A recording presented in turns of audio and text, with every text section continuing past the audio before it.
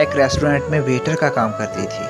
वो रोज़ वहाँ शाम को चाय पीने आता था और घंटों चुपचाप अकेला बैठा रहता था।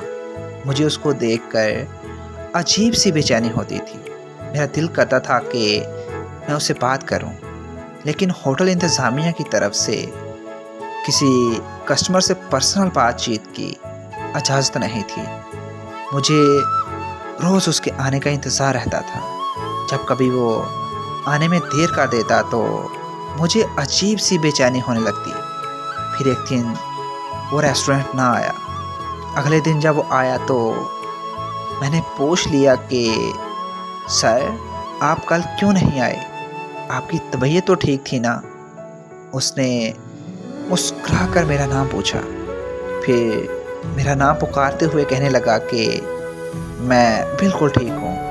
मैं अगली बात करने ही लगी थी कि रेस्टोरेंट का मैनेजर आ गया और मुझे वहाँ से जाने को कहा और मैं स्टाफ रूम में चली गई। रेस्टोरेंट से छुट्टी के टाइम देखा तो वो रेस्टोरेंट के बाहर खड़ा था।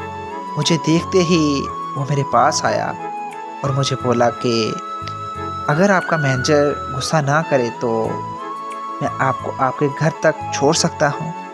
मैंने हंसकर हाँ कर दी। घर तक पहुँचते हुए काफ़ी जान पहचान हो चुकी थी। फिर वो रोज़ाना मुझे घर ड्रॉप करने लगा। इस तरह हमारा काफ़ी गहरा ताल्लुक़ बन चुका था। ये मोहब्बत थी या फिर दोस्ती, बहुत ही खूबसूरत था।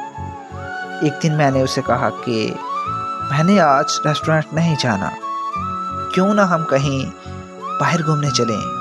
तो उसने खुशी खुशी हाँ कर दी और मैं उससे मिलने चली गई। फिर उस दिन मैंने रोड पर खड़े होकर 5 घंटे उसका इंतज़ार किया, लेकिन वो नहीं आया। उसने मेरी कोई कॉल अटेंड नहीं की। मुझे बहुत दुख हुआ, यहाँ तक कि मैं रोते हुए घर वापस चली गई। अगले दिन जब मैंने उसकी तस्वीर न्यूज़ में देखी तो न्यूज़ सुनकर मेरे पैरों तले से ज़मीन निकल गई कि कल एक एक्सीडेंट में उसकी मौत हो चुकी है। एक्सीडेंट तब हुआ जब वो मुझसे मिलने आ रहा था। मुझे आज भी उसके चले जाने का यकीन नहीं होता। मेरी नज़रें आज भी उसे ही तलाश करती हैं।